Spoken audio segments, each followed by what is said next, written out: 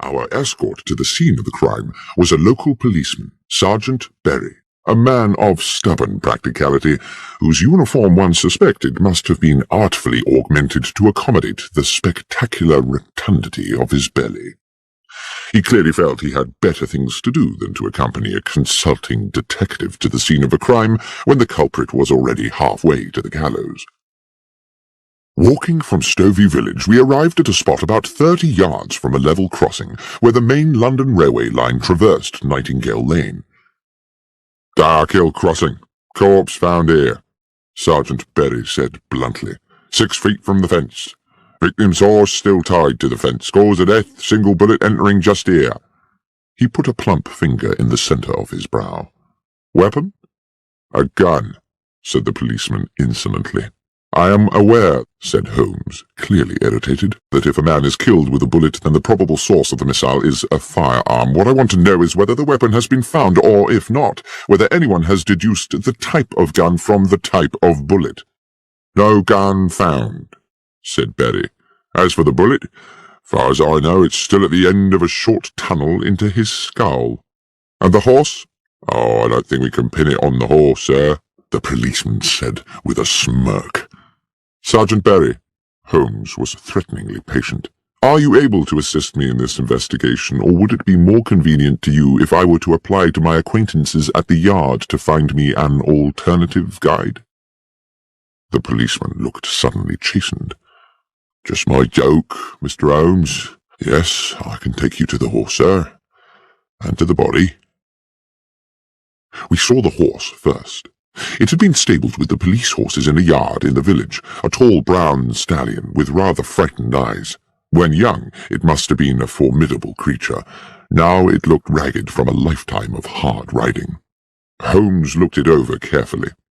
The animal was skittish, seemingly distressed, and tried to pull away when Holmes held its bridle to examine its head. I watched rather nervously as my friend entered the stable bay and walked round the animal, which threatened to jostle him against the walls.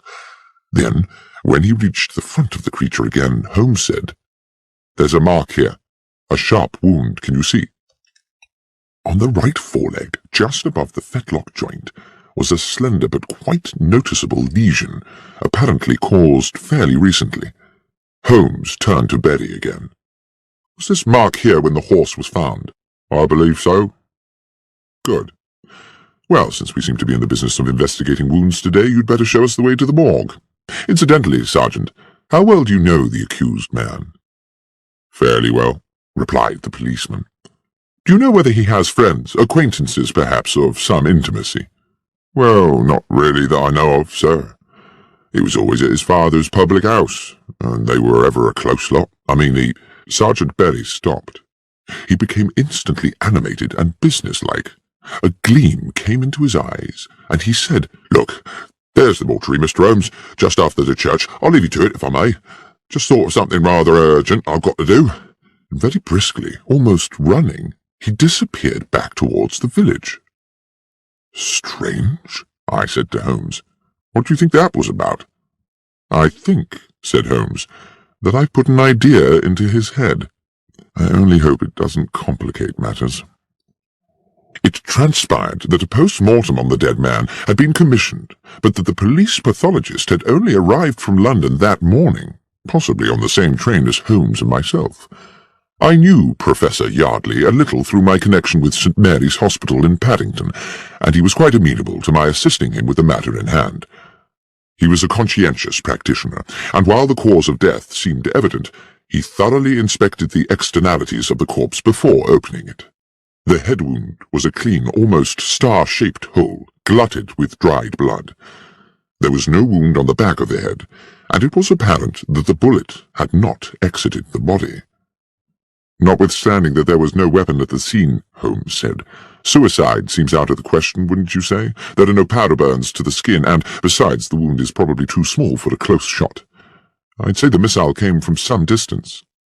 The bullet had, it turned out, penetrated the brow and lodged deep in the parietal lobe of the brain, but, as Holmes had suggested, the hole in the skull was small, and there was not the dramatic shattering of bone one might have expected from a close shot. Suicide, Professor Yardley concurred, was not a possibility. "We are certainly looking for a murderer, then," I commented to Holmes as we wandered back towards Stovey. "Well, somebody killed Henry Weeks for certain, Watson. But I have to confess that at this moment I have no idea who it was." "You don't think we might be wrong about Jack Carpenter after all?" "I do hope not, Watson. It would be an appalling tragedy. But then I suppose for one poor soul or another, murder always is." I had hoped that our next port of call would be the Horse in Colours, for an icy wind had blown up and I was ready for a glass of beer and the comfort of the inn's blazing logs. But Holmes walked us straight to Stovey Station, where he said we must make an important call. I steeled myself against the increasing cold as the last light faded from the sky.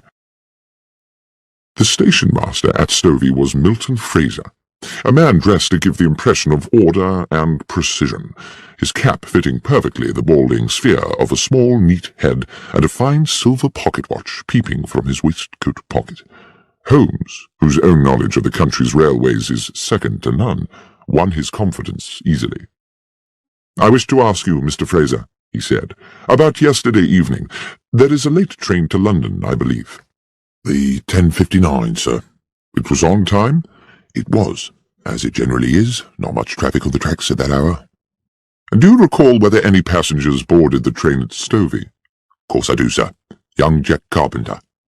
"Just him?" "Yes, sir. His father saw him aboard. I watched the train pull away myself." "And there is no way anyone could have left the train after that?" "Well, not here in the station, no. Not without my seeing him." "Not in the station?" "No." "I suppose it might be possible for someone to alight at the crossing." "The level crossing?" "Yes, sir. The 10:59 always stops at Darkhill Crossing for a few minutes. Safety precautions, sir.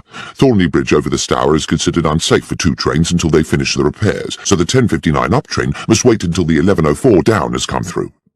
"And this happens every night?" "Can't recollect when it last didn't, sir." "Lastly, Mr. Fraser, can you recall which part of the train Mr. Carpenter boarded?" "Second compartment of the third carriage, sir. I'm quite sure of that." "Thank you, Mr. Fraser. You've been more helpful than you know."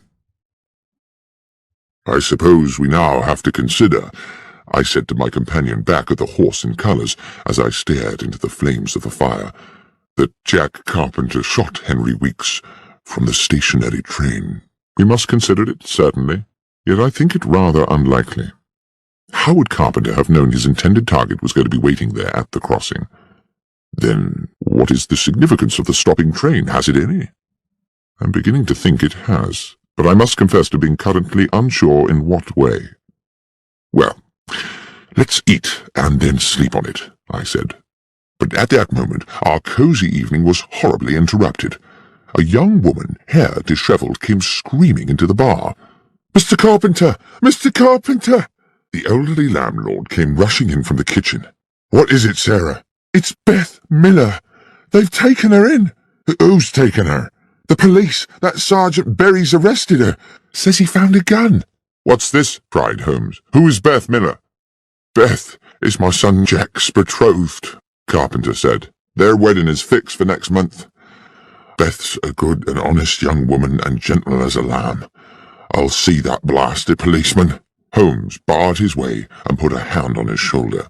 "If I'm to help you, Mr. Carpenter," he said, staring hard into the man's wild eyes, "believe me when I say that it will not serve our purposes to be too precipitous. Dr. Watson and I will go straight to the police station and find out what's happening.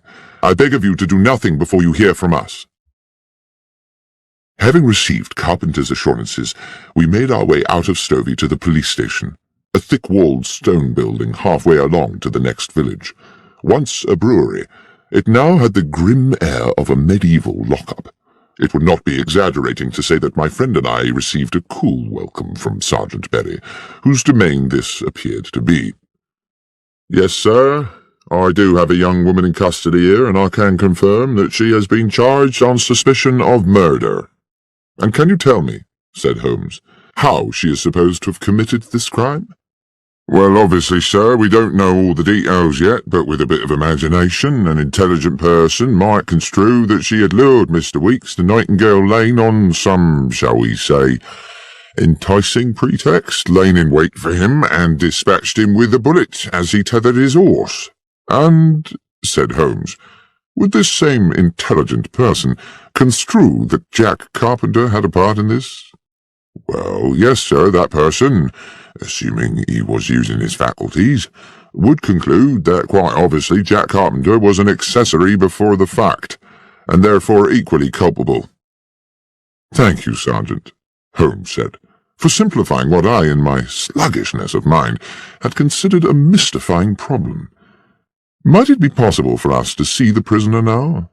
I'm sorry, sir, I couldn't permit that. Or should it wait until I have received authority from my good friend Superintendent Wales at the Yard?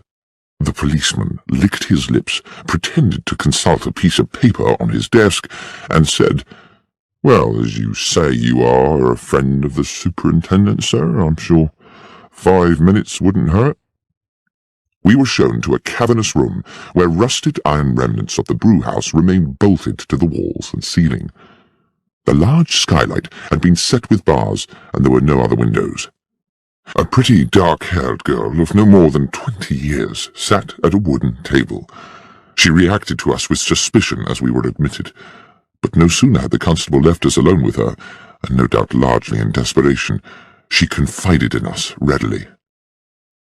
Miss Miller, we have a limited amount of time, Holmes said to her, and you must tell us everything you can about this business. Yes, sir, I'll try. I think I may have done something foolish, sir. Foolish? I think I were the first to find the body, sir, you see. Well now, said Holmes. I'd certainly not guessed that. I planned to see my Jack onto the London train, she continued, but we was held back at the farm delivering a calf, and I knew I was likely to miss him. The train usually stops by a dark hill crossing, so I thought if I cut along Nightingale Lane, I might be able to wave him off. But when I got there, the train was already disappearing across the bridge. Then, a stone's throw from the track, I saw a horse tied up to the fence, and something on the road beside it. When I got up close, I saw who it was. Henry Weeks, covered in blood, and next to him the gun. And you picked up the gun? I asked. Yes, sir. Why? Why did you not go directly to the police? Well, sir, because I recognised the gun. I meant to hide it somewhere. It was Jack's gun, you see. I failed to conceal my shock. Jack's gun? So you took the gun, Holmes said, because you thought Jack Carpenter might have killed Weeks? Yes, sir. That was my fear. Even though Jack was on the train? I didn't know how long Weeks had lain there, sir. It's a lonely place, and he might have been there for hours. So that didn't look good for Jack, departing as he did the very same evening. I wasn't sure of nothing, Mr. Holmes, except that Jack was likely to get the blame, everyone knowing about the venom between him and the Weeks family. And what, Holmes said, did you do with Jack's gun? Wrapped it in my shawl, slung it on my shoulder, and took it home to hide it. But I was unlucky. On the way I passed Sergeant Berry. I think he must afterwards have puzzled over my strange burden, for he came today to search the cottage, and that's when I was arrested.